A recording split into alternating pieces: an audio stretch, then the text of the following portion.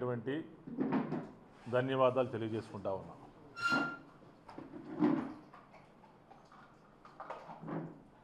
గత 10 మాసాల నుంచి ఈ రాష్ట్రంలో కూటమి ప్రభుత్వం అధికారంలోకి వచ్చిన నాటి నుంచి జరుగుతున్నటువంటి పరిస్థితులు, పరిణామాలు అన్నీ కూడా ఈ రాష్ట్ర ప్రజలు వీక్షిస్తూనే ఉన్నారు. మరి ముఖ్యంగా గుంటూరులో జరుగుతున్నటువంటి మున్సిపల్ కార్పొరేషన్ పనితీరుపై ఈ 4-5 మాసాల నుంచి ప్రభుత్వ అండతో అధికారులు వ్యవహరిస్తున్నటువంటి తీరుని కూడా ఏ రోజుకు ఆ రోజు పత్రికల ద్వారా మేము ప్రజల దృష్టికి మేము తీసుకెళ్ళటం కూడా జరుగుతూ ఉంది.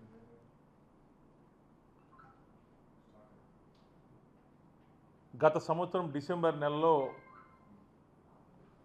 మున్సిపల్ కార్పొరేషన్ యొక్క సర్వసభ్య సమావేశం జరిగితే దానికి సంబంధించి గౌరవ సభ్యులు అడిగినటువంటి క్వశ్చన్కి సరైనటువంటి సమాధానం కమిషనర్ చెప్పకపోగా సభ నుంచి అర్ధాంతరంగా అసందర్భముగా సభ నుంచి బాయ్కౌట్ చేయటం,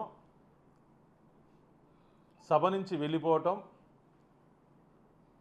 తిరిగి సభ కొనసాగించాలని చెప్పేసి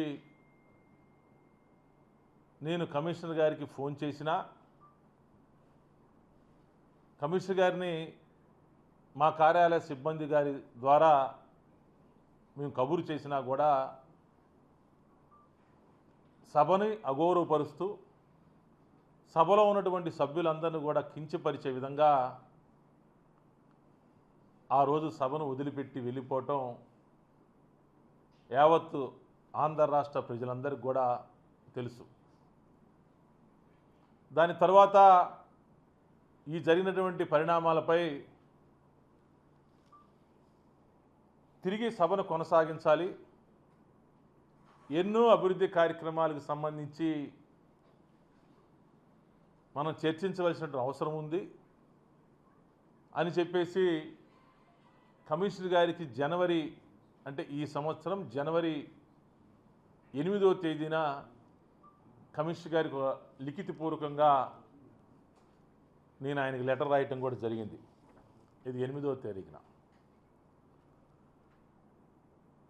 17వ తేదీన అంటే ఏదైనా సమావేశం పెట్టాలి అంటే దానికి నిర్దిష్టమైనటువంటి సమయం ఉండాలి కాబట్టి జనవరి 17వ తేదీన సమావేశం నిర్వహించండి అని చెప్పేసి మేము కమిషనర్ గారికి లిఖితపూర్వకంగా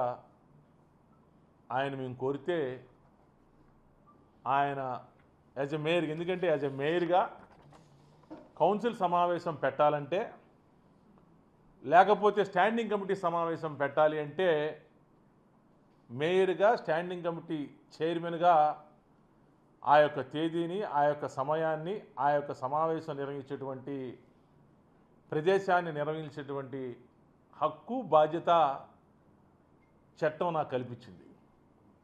వాటన్నిటిని కూడా నేను దృష్టిలో పెట్టుకొని జనవరి 8వ తేదీన లెటర్ రాసు 17వ తేదీన కౌన్సిల్ సమావేశం నిర్వహించండి అని చెప్పేసి నేను కమిషనర్ గారికి లెటర్ రాయటం జరిగింది. నేను 10 రోజుల ముందు లెటర్ రాశా, కౌన్సిల్ సమావేశం నిర్వహించండి, అర్ధాంతరంగా ఆగిపోయినటువంటి సమావేశాన్ని తిరిగి కొనసాగించవలసిన బాధ్యత మన మీద ఉంది, దాన్ని తిరిగి కొనసాగిద్దామని చెప్పేసి నేను లెటర్ రాస్తే ఆ లెటర్కి ఎటువంటి సమాధానం ఇవ్వకపోగా దాని తర్వాత స్టాండింగ్ కమిటీ ఎన్నికలని చెప్పి దాని తర్వాత శాసన మండలి సభ్యుల పట్టభద్రుల ఎన్నిక అని చెప్పేసి సుమారు 2 నెలల పాటు కమిషనర్ వ్యవహరించినటువంటి తీరు చాలా బాధాకరమైనటువంటి తీరుగా నేను భావిస్తూ ఉన్నా. సరే, ఎన్నికల యొక్క నియమావళిని పాటించవలసిన అవసరం ఉంది. ఎన్నికల కమిషనర్ గారు నిర్వహిస్తున్నటువంటి సమయాన్ని మనం గౌరవించవలసిన అవసరం ఉంది. కాబట్టి మొన్న 3వ తారీఖు అంటే ఈ నెల 3వ తేదీన పట్టభద్రుల శాసన మండలి సభ్యులకు సంబంధించినటువంటి కౌంటింగ్ ప్రక్రియ పూర్తయిపోయింది. మేబీ 4వ తారీఖు సాయంత్రం అనుకుంటా ఎన్నికల కోడ్ని రద్దు చేశాం. ఎన్నికల కోడ్ లేదు అని చెప్పేసి సాక్షాత్తు ఎన్నికల కమిషనర్ వారు సర్కులర్ జారీ చేయటం కూడా జరిగింది. మరి దానికి సంబంధించి 4వ తారీఖు వస్తే నేను 6వ తారీఖు కమిషనర్ గారికి మళ్ళీ ఈ నెల 6వ తారీఖున కమిషనర్ గారికి నేను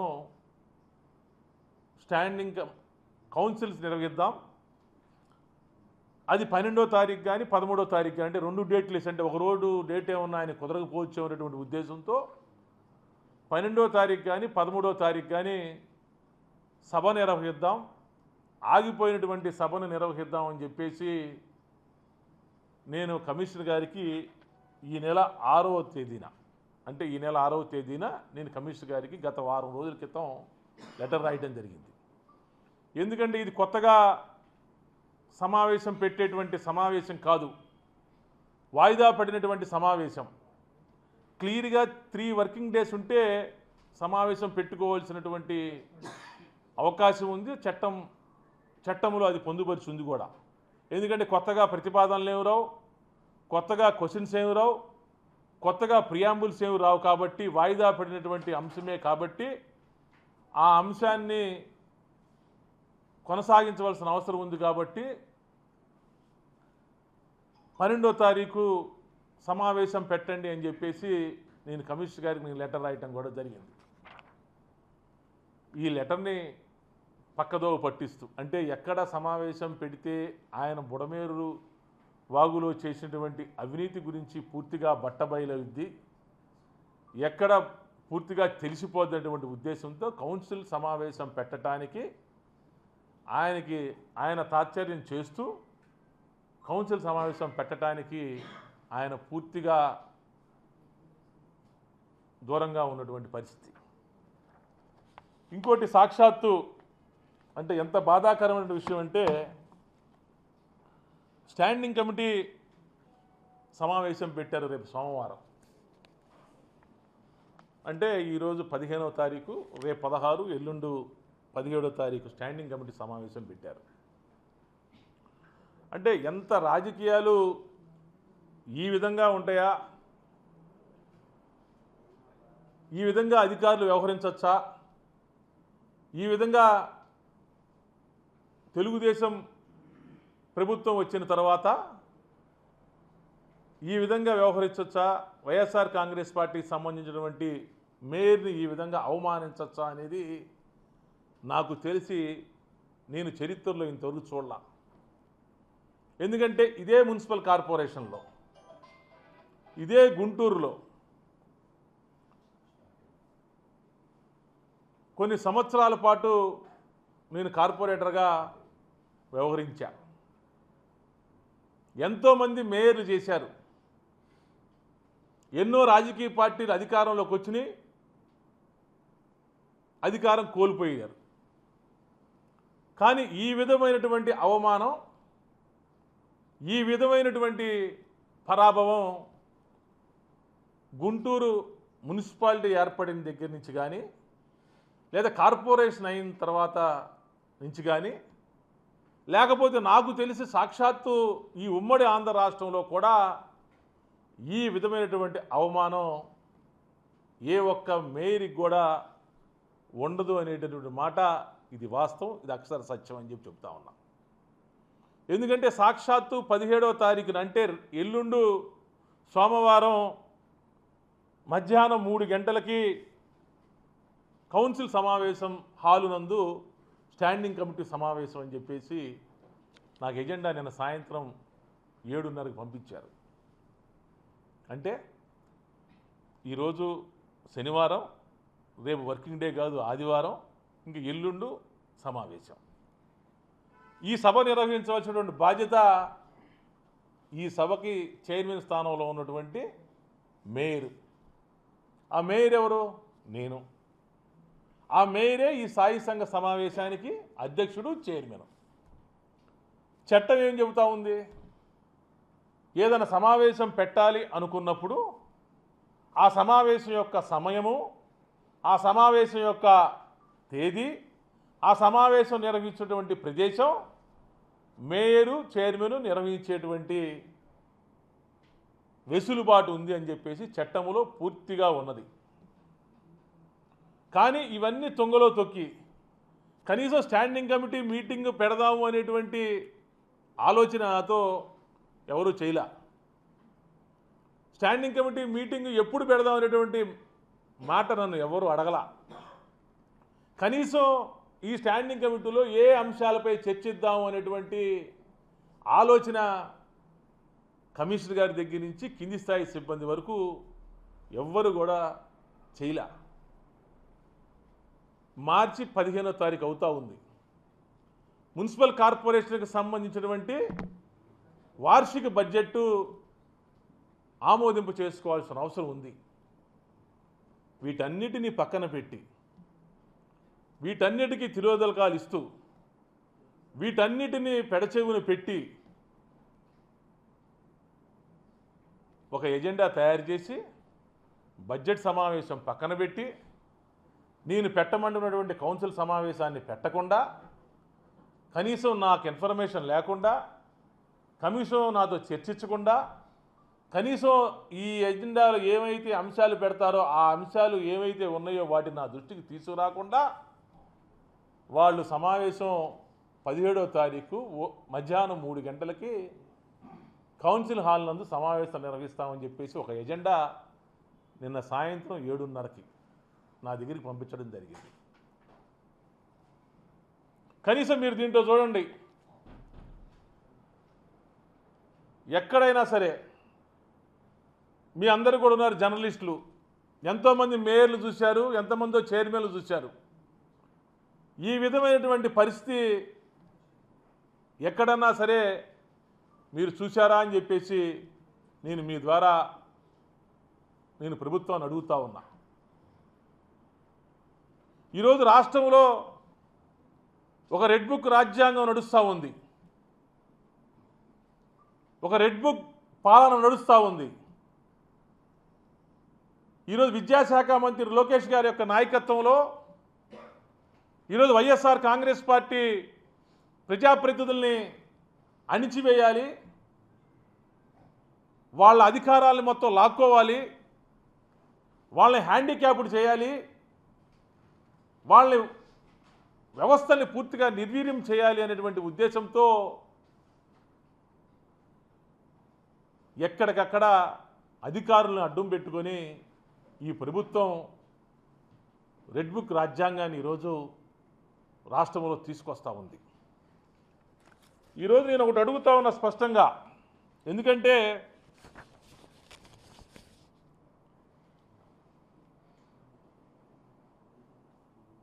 గత 4 సంవత్సరాలుగా నేను గుంటూరుకి మేయర్గా నేను సేవలు అందిస్తూ ఉన్నా. 57 డివిజన్స్ ఉన్నాయి, 10 లక్షల మంది పైచిలుకు జనాభా ఉన్నారు. మేము ఎక్కడా కూడా ఈ 4 సంవత్సరాల కాలంలో ఏదైనా అభివృద్ధి కార్యక్రమం చేయాలి అని చెప్పేసి అనుకుంటే అక్కడ ఉన్నటువంటి ప్రజల యొక్క అవసరాన్ని దృష్టిలో పెట్టుకొని అది ఏ పార్టీకి సంబంధించినటువంటి అభ్యర్థి కార్పొరేటర్గా గెలిచాడు అనేది కూడా మేము కనీసం చూడకుండా 4 సంవత్సరాల పాటు మేము అభివృద్ధి చేశామనేటువంటి మాట ఇది అక్షర సత్యం. ఒకసారి మీరు రికార్డులు పరిశీలించుకోవాలని చెప్పేసి కూడా నేను చెప్తా ఉన్నా. ఎందుకంటే ఈ మధ్యకాలంలో ఇద్దరు శాసనసభ్యులు మాట్లాడుతూ ఉన్నారు. ఒక ఆయన నజీర్ గారు మాట్లాడాడు, రెండోది బూరెల రామాంజలి గారు కూడా మాట్లాడటం కూడా జరిగింది.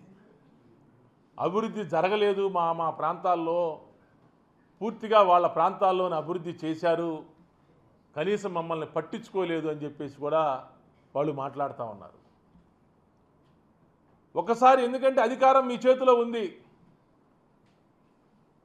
అధికారులు కూడా మీ చేతిలో ఉన్నారు. ఏ డివిజన్స్లో ఎన్నెన్ని కోట్ల రూపాయలు పెట్టి అభివృద్ధి కార్యక్రమాలు చేశామో మీరు ఒక్కసారి పరిశీలన చేసుకోవాలని చెప్పేసి కూడా నేను కూటమి ప్రజాప్రతినిధుల్ని నేను కోరుతా ఉన్నా. ఎందుకంటే మేము ఏదైతే జగనన్న చెప్పాడో సంక్షేమం ఇవ్వటంలో కానీ, అభివృద్ధి చేయటంలో కానీ కులం చూడొద్దు, మతం చూడొద్దు, ప్రాంతం చూడొద్దు, వర్గం చూడొద్దు అని చెప్పేసి ఏదైతే చెప్పాడో ఆ చెప్పిన దాన్ని తూచా తప్పకుండా అభివృద్ధి చేశామనేటువంటి మాట వాస్తవం కాదా అని చెప్పేసి కూడా ఒక్కసారి మనసు పెట్టి ఆలోచన చేయమని చెప్పేసి అధికారంలో ఉన్నటువంటి తెలుగుదేశం పార్టీ నాయకులకి నేను చెప్తా ఉన్నా. ఈరోజు గుంటూరు మున్సిపల్ కార్పొరేషన్కి నేను ఒక ప్రథమ పౌరుణ్ణి, అంటే ఒక 10 లక్షల మంది జనాభాకి జవాబుదారుని. నేను ఒక వైఎస్ఆర్ కాంగ్రెస్ పార్టీయా లేకపోతే నేను ఇతర పార్టీలు అనేది కాకుండా ఒక 10 లక్షల మంది జనాభాకి నేను రిప్రజెంటివ్గా నేను సేవలు అందిస్తూ ఉన్నా. ఎన్ని అవమానాలండి ఈ కూటమి ప్రభుత్వం అధికారంలోకి వచ్చిన తర్వాత, ఎన్ని అవమానాలు చేశారండి ఈ కూటమి ప్రభుత్వం అధికారంలోకి వచ్చిన తర్వాత. కనీసం దశాబ్దాల కాలం నుంచి మేయర్ గారికి వస్తున్నటువంటి మినిమం ప్రోటోకాల్ కూడా ఈరోజు ఈ కూటమి ప్రభుత్వం నుంచి వచ్చిన తర్వాత కనీసం నేను నోచుకోలేకపోయాను అంటే ఇంతకన్నా అవమానం ఏముంటుంది? ఒక్కసారి ప్రభుత్వ పెద్దలను నేను కోరుతా ఉన్నా. ఎందుకంటే ప్రభుత్వాలు మారచ్చు, రాజకీయాలు మారచ్చు, ప్రజాప్రతినిధులు మారచ్చు, కానీ మనం ఆ చైర్కి, ఆ స్థానానికి మనం ఇచ్చేటువంటి విలువ ఏదైతే ఉందో ఆ విలువ ఆ 10 లక్షల మంది ప్రజలకు ఇచ్చేటువంటి విలువగా భావించవలసినటువంటి అవసరం ఉన్నదా కాదా అని చెప్పేసి కూడా నేను ప్రభుత్వ పెద్దలు నేను కోరుతా ఉన్నా. ఏమండి, గత కొన్ని సంవత్సరాలుగా మేయర్ గారికి ఆనవాయితీ ప్రకారం కొన్ని ప్రోటోకాల్ సంబంధించినటువంటి కొన్ని ఉంటాయి. సాక్షాత్తు నా ఛాంబర్కి, నా మున్సిపల్ కార్పొరేషన్ ఛాంబర్కి నేను వెళ్ళాలి అంటే ఆ ఛాంబర్కి తాళం వేసి ఉంటుంది. నేను వెళ్ళి ఒక 10 నిమిషాలు 20 నిమిషాలు వెయిట్ చేస్తే మా సెక్రటరీ గారో లేకపోతే మున్సిపల్ కార్పొరేషన్ మేనేజరు ఆ తాళాలు ఎక్కడున్నాయో, నా దగ్గర ఉన్నాయి, నీ దగ్గర ఉన్నాయి, లేదా వాచ్మ్యాన్ దగ్గర ఉన్నాయని చెప్పేసి ఆ తాళాలని నన్ను ఒక పావు గంట 20 నిమిషాలు నన్ను వెయిట్ చేయించి తరువాత తాళాలు తీసేటువంటి పరిస్థితి. కనీసం నా ఛాంబర్కి సంబంధించి ఆనవాయితీగా వస్తున్నటువంటి సిబ్బంది, సూపరింటెండెంట్, మేయర్ ఛాంబర్కి సంబంధించిన సూపరింటెండెంట్ ఉంటారు కదండి, మేయర్ ఛాంబర్కి సంబంధించినటువంటి జూనియర్ అసిస్టెంట్ ఉంటారు కదండి, మేయర్ ఛాంబర్కి సంబంధించినటువంటి టైపిస్టు, పిఆర్ఓలు ఉంటారు కదండి. కనీసం మంచినీళ్ళు కూడా ఇవ్వటానికి మేయర్ ఛాంబర్లో అటెండర్ను కూడా లేకుండా చేసేటువంటి దౌర్భాగ్యమైనటువంటి పరిస్థితులు తీసుకొచ్చి ఈరోజు కూటమి ప్రభుత్వం రెడ్ బుక్ రాజ్యాంగాన్ని గుంటూరు నగరంలో ఈరోజు తీసుకొస్తా ఉంది. కనీసం నా కారు తీసేశారు, కనీసం నా డ్రైవర్ని తీసేశారు, కనీసం నాకు ఆనవాయితీగా మేయర్కి వస్తున్నటువంటి బిళ్ళ బంటురొత్తు జవాను కూడా ఈ కూటమి ప్రభుత్వం వచ్చేసిన తర్వాత పూర్తి స్థాయిలో నన్ను అవమానించే విధంగా, నాకు అగౌరవపరిచే విధంగా ఈరోజు వాళ్ళు వ్యవహరిస్తున్నటువంటి తీరు చాలా దుర్మార్గం, చాలా దారుణమైన విషయాలని చెప్పేసి కూడా నేను చెప్తా ఉన్నా. ఎందుకంటే ఈరోజు మున్సిపల్ కార్పొరేషన్కి సంబంధించి ఎంతోమంది మేయర్లు అయ్యారు. ఆ మేయర్లు ఉన్నటువంటి సమయంలోనే వాళ్ళ 5 సంవత్సరాల కాలపరిధి సమయంలోనే ఎన్నో ప్రభుత్వాలు వచ్చినాయి. ఆ రోజు తెలుగుదేశం ప్రభుత్వం పోయిన తర్వాత కాంగ్రెస్ ప్రభుత్వం వచ్చింది, కాంగ్రెస్ ప్రభుత్వం పోయిన తర్వాత తెలుగుదేశం ప్రభుత్వం వచ్చింది, ఎంతోమంది మేయర్లు మారారు. కానీ అధికారం కోల్పోయిన తర్వాత ఈ విధంగా ఆ మేయర్లకి అవమానం జరిగినటువంటి సందర్భం, సన్నివేశం ఎక్కడా కూడా నేనైతే చూడలేదు, నేనైతే వినలేదు. ఇది ఒక్కసారి వాస్తవా కాదా అని చెప్పేసి కూడా ఒక్కసారి ఆలోచన చేయమని చెప్పేసి కూడా నేను కూటమి ప్రభుత్వ నాయకుల్ని కోరుతా ఉన్నా.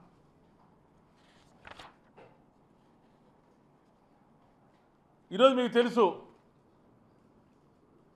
వైఎస్ఆర్ కాంగ్రెస్ పార్టీ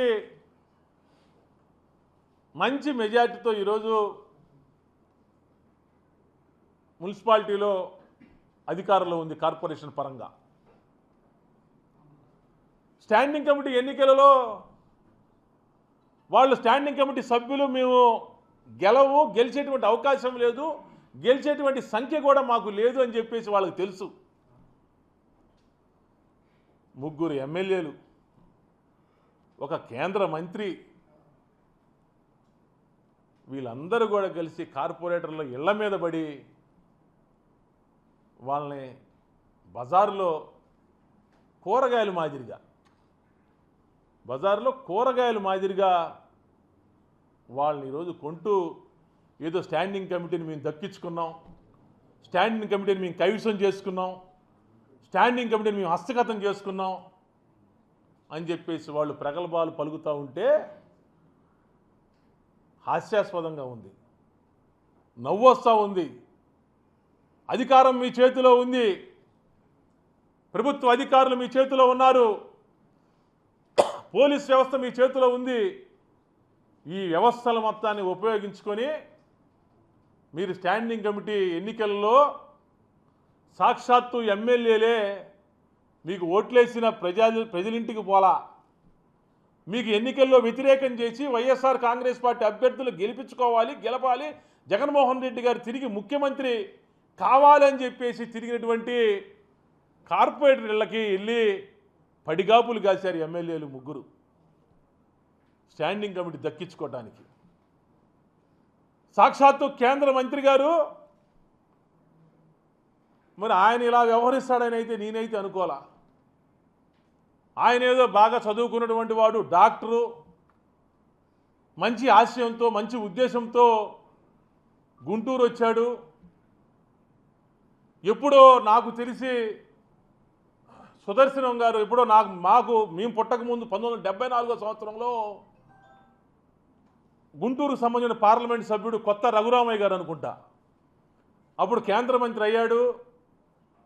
దాని తరువాత ఈ 50 సంవత్సరాల తర్వాత, అంటే 5 దశాబ్దాల తర్వాత కేంద్ర మంత్రి వచ్చేటువంటి అవకాశం గుంటూరుకు వచ్చింది. ఆయన నాయకత్వంలో గుంటూరు అభివృద్ధి చెందిద్ది, గౌరవప్రదమైన వాతావరణం తీసుకొస్తాడు, చదువుకున్నటువంటి వ్యక్తి, విద్యావంతుడు, డాక్టర్ అని చెప్పేసి కూడా మేము అనుకున్నాం. కానీ ఆయన కూడా మరి ఏ విధంగా మరి ఆయన ఫీడ్బ్యాక్ ఇచ్చారో నాకైతే తెలియదు. కానీ ఆయన కూడా రోడ్ల మీద పడి ఈ విధమైనటువంటి పరిస్థితులు తీసుకుని రావడం చాలా బాధాకరమైన విషయం. ఎందుకంటే కూటమి ప్రభుత్వం వచ్చిన తర్వాత 2 సార్లు స్టాండింగ్ కమిటీ సమావేశం జరిగింది. స్టాండింగ్ కమిటీ సభ్యులు వైఎస్ఆర్ కాంగ్రెస్ పార్టీ సభ్యులు అయినా సరే ఆ రోజు శాసనసభ్యులు 3 ఏదైతే ప్రతిపాదనలు ఇచ్చారో బేషరతుగా, అంటే గుంటూరు నగరం అభివృద్ధి చెందాలి, గుంటూరు నగరం 11 సంవత్సరాల తర్వాత ఎన్నికలు జరిగినాయి, 11 సంవత్సరాల పాటు అధికారుల పాలనలో గుంటూరు నగరం ఉంది, అభివృద్ధికి నోచుకోలేదు, 2010 నుంచి 2021 వరకు ఎన్నికలు జరగలేదు, స్థానిక ప్రజాప్రతినిధులు లేరు. అందువల్ల ఏ పార్టీ అయినా సరే, ఏ పార్టీ అధికారంలో ఉన్నా సరే కార్పొరేషన్ వరకు, గుంటూరు కార్పొరేషన్ వరకు ఇలాంటి కొత్త వాతావరణాన్ని తీసుకురాకూడదు అనేటువంటి ఉద్దేశంతో స్టాండింగ్ కమిటీలో వాళ్ళు పెట్టినటువంటి ప్రతిపాదన మొత్తం ఆ రోజు మేము ఆమోదం కూడా చేయటం కూడా జరిగింది, మీ అందరికి కూడా తెలుసు. కానీ మేమేదో స్టాండింగ్ కమిటీ మేమేదో వశపరుచుకున్నాం, మేము స్టాండింగ్ కమిటీని మేము లాక్కున్నాం, 6 సభ్యులు మేము గెలిచారు అని చెప్పేసి వాళ్ళు జబ్బలు సరుచుకుంటా ఉన్నారు, కేకులు కట్ చేసుకొని దండలు మార్చుకుంటా ఉన్నారు. మా వాళ్ళు ఇళ్ల మీద పడి మా వాళ్ళని భయపెట్టి మా వాళ్ళ మీద దాడులు చేస్తామని చెప్పి బెదిరించి, కేసులు పెడతామని చెప్పేసి బెదిరించి, మా వాళ్ళని కొంతమందికి డబ్బులు ఇచ్చి మా వాళ్ళని తీసుకొని స్టాండింగ్ కమిటీ గెలిచారు. అదొక్కసారి మీరు గుర్తు తెచ్చుకోవాలని చెప్పేసి కూడా నేను చెప్తా ఉన్నా.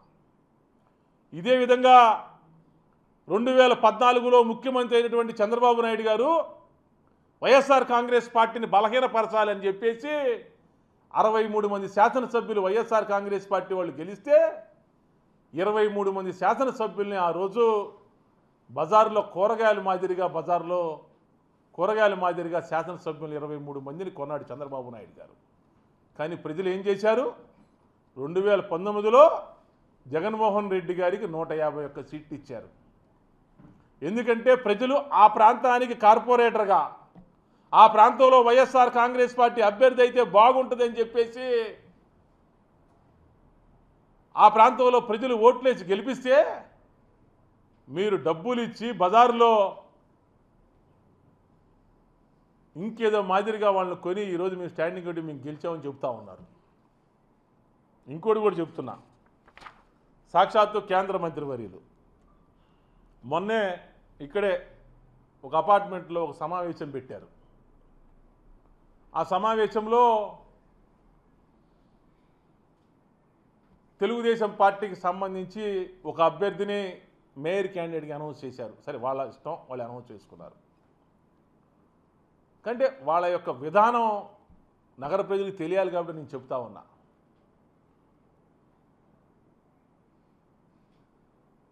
సంఖ్యాబలంలో వైఎస్ఆర్ కాంగ్రెస్ పార్టీ వాళ్ళు ఎక్కువ మంది ఉన్నారు. కానీ వాళ్ళు మేయర్ క్యాండిడేట్ని అనౌన్స్ చేసి ఇతనే మా మేయరు రేపు 18వ తారీఖున, అంటే ఇంకా 2 డేస్ తర్వాత 4 ఇయర్స్ అయిపోద్ది, చట్టం ప్రకారం మేము అవిశ్వాస తీర్మానం పెట్టుకునే ఒక అవకాశం ఉంది, తప్పకుండా మీ మేయరు కైవసం చేసుకుంటామని చెప్పేసి ఆయన చట్టం తెలిసినటువంటి బూరెల రామాంజులు గారు కూడా మాట్లాడుతూ ఉన్నారు. ఎందుకంటే ఆయన అధికారి. సరే, ఇంకోళ్ళు నజీర్ ఏదో మాట్లాడాడు, లేదా మాధవి గారు ఏదో మాట్లాడారంటే, లేదా నేనేదో మాట్లాడానంటే ఏదో వాళ్ళకి బైలా గురించి, యాక్టుల గురించి, చట్టం గురించి తెలియదులే అనుకోవచ్చు. ఆయన ఐఏఎస్ చేశాడు, జిల్లా అధికారి చేశాడు, రాష్ట్ర అధికారి చేశాడు. ఈయనేమన్నా పెమ్మసాని గారు చదువుకున్నటువంటి వ్యక్తి. మరి వీళ్ళే రోడ్ల మీదకి వచ్చి వీళ్ళే మేము మేయర్ కైవసం చేసుకుంటాం అన్నారు, కైవసం చేసుకుంటాం, మేము మేయర్ని హస్తగతం చేసుకుంటాం, మేయర్ని గది దించుతాం అని చెప్పి మాట్లాడుతూ ఉన్నారు. కొంతమంది తెలుగుదేశం పార్టీ కూటమి నాయకులు నాతో కూడా మాట్లాడారు. నేను ఒకటైతే స్పష్టంగా చెబుతా ఉన్నా, అవసరమైతే మేయర్ పదవినైనా వదులుకోవడానికి సిద్ధంగానే జగన్మోహన్ రెడ్డి గారిని వదులుకునేటువంటి ప్రసక్తి ఎప్పుడు ఉండదు, ఉండపోదు అని కూడా నేను చెప్తా ఉన్నా. ఎందుకంటే 9 మాసాల నుంచి నేను అవమానాలు ఎదుర్కొంటా ఉన్నా. కనీసం ఇన్ని సభలు సమావేశాలు జరిగినాయి, ఇన్ని అభివృద్ధి కార్యక్రమాలు సంబంధించినటువంటి చర్చ జరిగింది, ఇన్ని అభివృద్ధి కార్యక్రమాలకు సంబంధించి సమీక్షా సమావేశాలు జరిగినాయి. కనీసం ఒక్క సమావేశానికైనా, ఒక్క సమీక్షకైనా సరే యాజ్ ఏ మేయర్గా, ప్రథమ పౌరుడిగా బాధ్యతాయుతమైనటువంటి పదవిలో నేనున్నాను. 10 లక్షల మంది జనాభాకి ప్రజలు నన్ను 5 సంవత్సరాలు మేయర్గా ఉండమని నాకు అవకాశం ఇచ్చారు. కనీసం ఏ సమాచారం అయినా సరే నాకు కనీసం మినిమం ఇంటిమేషన్ ఇచ్చారా, సమాచారం అందించారా అని చెప్పేసి నేను అడుగుతా ఉన్నా. ఇంతకన్నా అవమానం, ఇంతకన్నా పరాభవం చరిత్రలో ఏ మేయర్కి ఇంతవరకు లేదు, భవిష్యత్తులో కూడా రాకూడదు అని చెప్పేసి కూడా నేనైతే మనస్ఫూర్తిగా నేను కోరుకుంటా ఉన్నా. ఎందుకంటే ప్రజాస్వామ్యబద్ధంగా ఎన్నికైన అంటే ప్రజాస్వామ్యబద్ధంగా 5 సంవత్సరాల పాటు ఎన్నికైన నన్ను ఈరోజు మేయర్గా గద్దె దించాలి అని చెప్పేసి వాళ్ళు కార్పొరేటర్లు ఇళ్ల మీద పడతా ఉన్నారు, కార్పొరేటర్లతో రాయబారాలు చేస్తూ ఉన్నారు.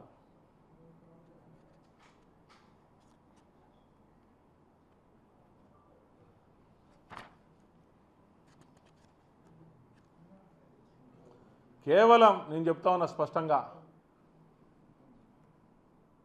తెలుగుదేశం ప్రభుత్వం కేవలం కక్ష సాధింపు చర్యలు చేయాలి, రెడ్ బుక్ రాజ్యాంగాన్ని గుంటూరు నగరంలో తీసుకురావాలి అనేటువంటి ఉద్దేశంతో ఈరోజు ఈ విధంగా వ్యవహరిస్తూ ఉంది. రేపు 17వ తారీఖు స్టాండింగ్ కమిటీ సమావేశం పెట్టి ఒక్కరోజు ముందు నాకు ఎజెండా పేపర్ పంపించి ఒక్కరోజు ముందు దానికి సంబంధించినటువంటి సమాచారం ఇస్తూ నేను ఏ విధంగా నీ సమావేశానికి రావాలి? కనీసం ఏ అధికారాన్ని వచ్చి మేయర్ గారు ఈ సమావేశం పలానా రోజు పెట్టబోతా ఉన్నాం, పెట్టాలనుకుంటున్నాం, లేదా మీరు సమావేశం సమయం డేటు మీరు నిర్ణయించండి అని చెప్పేసి కనీసం ఎవరన్నా నాతో సంప్రదించారా అని చెప్పేసి కూడా నేను పత్రికల ద్వారా నేను అడుగుతా ఉన్నా.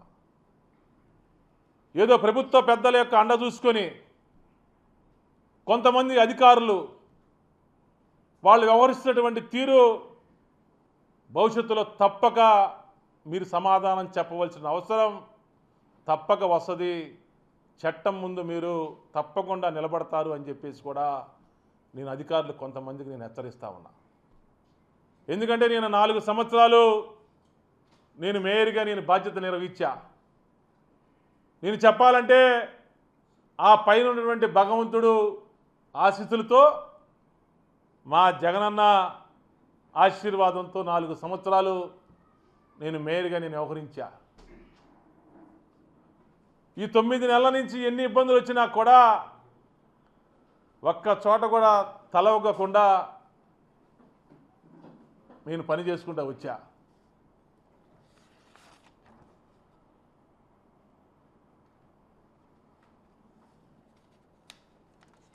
ఇన్ని అవమానాలు పడుతున్నా కూడా కనీసం నన్ను అస్థిరపరచాలని, నన్ను ఇబ్బందికి గురి చేయాలని, నా మీద కేసులు పెట్టాలని ఆల్రెడీ ఈ మధ్యకాలంలో 2 కేసులు పెట్టారు.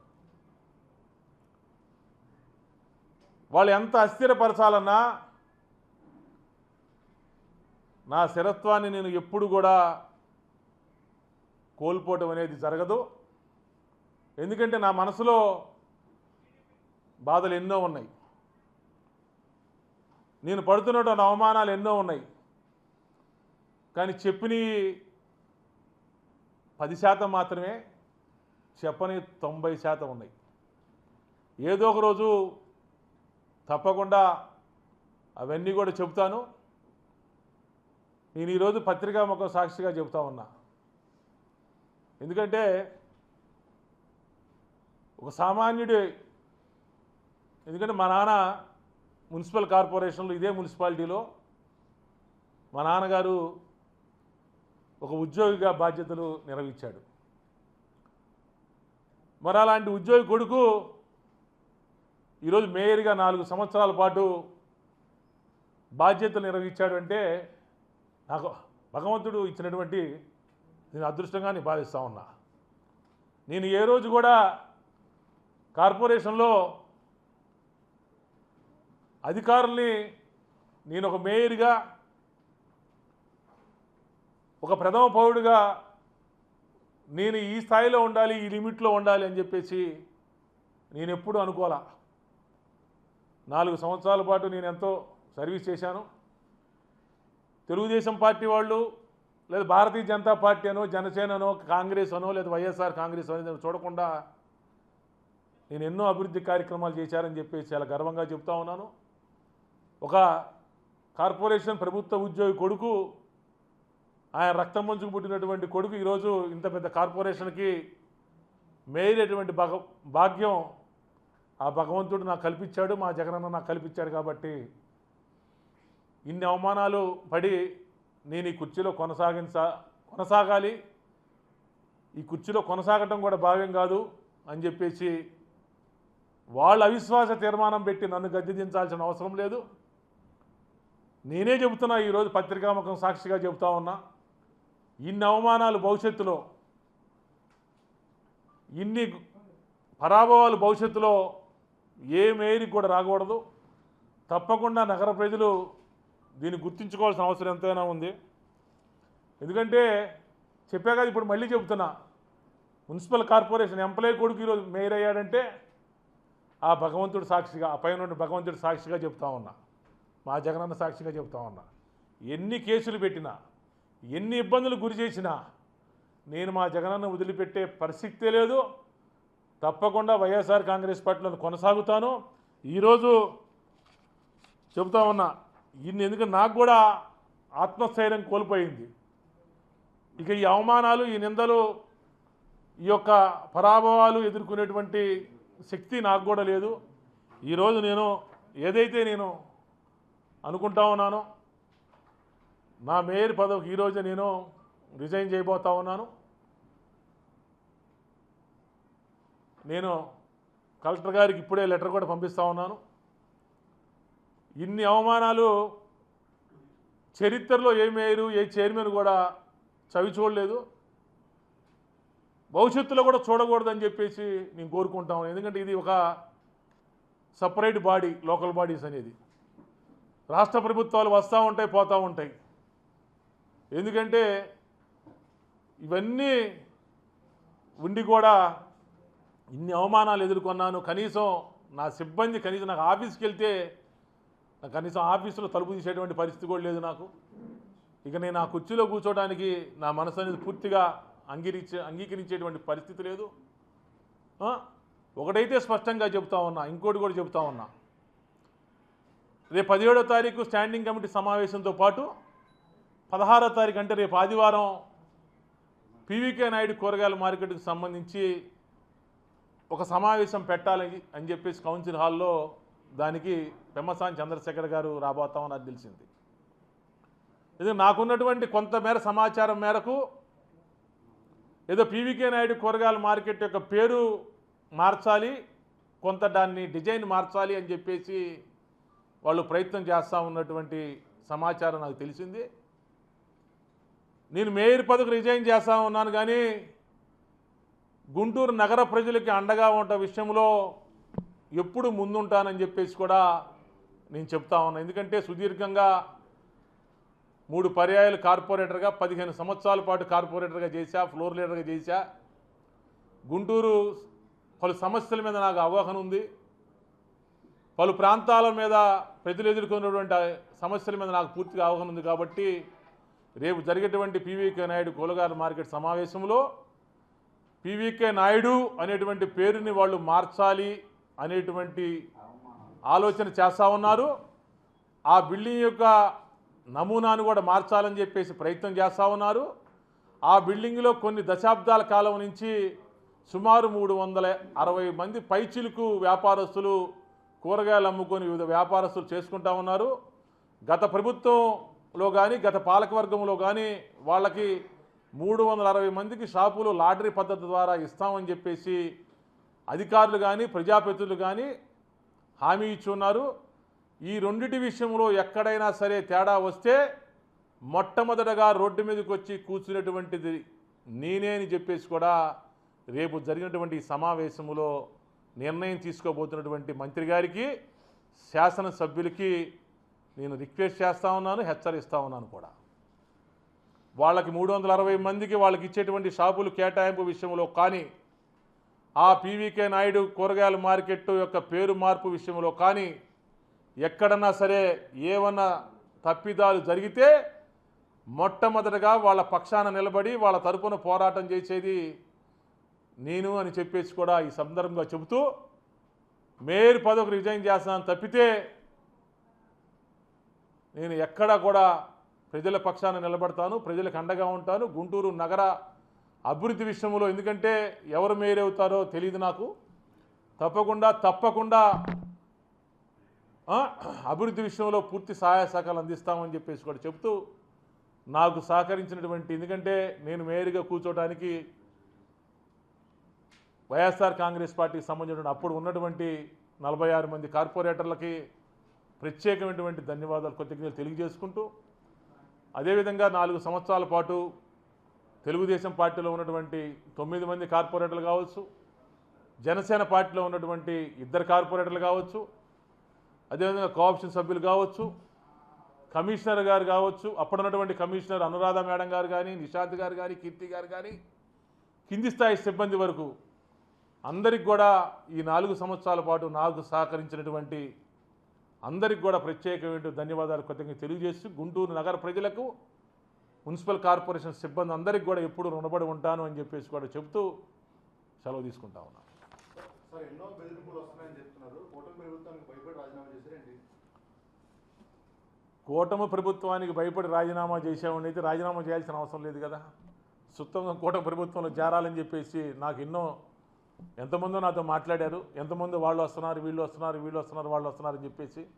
కానీ జగన్మోహన్ రెడ్డి గారిని వదిలి వెళ్ళేటువంటి పరిస్థితి లేదు, వదిలి వెళ్ళేటువంటి ప్రసక్తి అంతకన్నా లేదు. కాబట్టి ఎట్టి పరిస్థితి, ఎందుకంటే ఆల్రెడీ వాళ్ళకి సంఖ్యాబలం లేకపోయినా కూడా వాళ్ళు మేయర్ని అనౌన్స్ చేసేసుకున్నారు. వాళ్ళు ఆల్రెడీ సమావేశాలు పెట్టుకొని కార్పొరేటర్ని బంధువుల దొడ్లో గేదెల మాదిరిగా కొలాలని చెప్పేసి ప్రయత్నం చేస్తూ ఉన్నారు. కొంతమందికి ఆల్రెడీ బెదిరింపులు వస్తూ ఉన్నాయి. వీటన్నిటిని కూడా అరికట్టాలి, వీటన్నిటి కూడా అడ్డు కట్ట వేయాలి అంటే ఈ అవమానాలు భరించి, ఈ నిందలు భరించి, వీటన్నిటిని భరించి నేను ఆ కుర్చీలో కూర్చోవటం నాకైతే ఇంతకంత మనస్కరించలేదు, నాకు అంత ఓపిక లేదు. ఆత్మస్థైర్యాన్ని పూర్తిగా కోల్పోయే విధంగా ఈరోజు కూటమి ప్రభుత్వం చేసింది. తప్పకుండా భవిష్యత్తులో మూల్యం చెల్లించుకోవాల్సిన అవసరం తప్పకుండా వస్తుందని చెప్పేసి కూడా చెప్తా ఉన్నాం.